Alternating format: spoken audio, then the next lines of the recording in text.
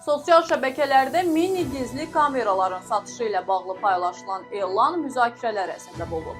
TikTokda elektron ticarət məqsədi ilə yaradılmış səhifədə düymə ölçülü gizli kameralar açıq satışa çıxarılıb. Görüntülərdən məlum olur ki, bu kiçik ölçülü cihazlar hamam, qapı cəftəsi, oyuncaqlar və kompüter kimi müxtəlif əşyaların üzərinə asanlıqla yapışdırıla bilir və cəmi 21 manata təklif olunur.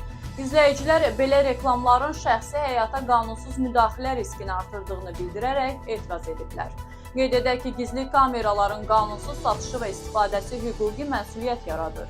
İnzibati Xətalar Məcəlləsinin 377-ci maddəsinə əsasən bu cür vasitələri qanunsuz əldə edən şəxslər 200-400 manat cərimələnir və avadanlıq müsadirə olunur. Cinayət Məcəlləsinin 302.3-cü maddəsinə görə isə qanunsuz istehsal və satış 2000-5000 manat cərimə, 3 ilədək azadlığın məhdudlaşdırılması və ya azadlıqdan məhrum etmə ilə cəzalandırılır.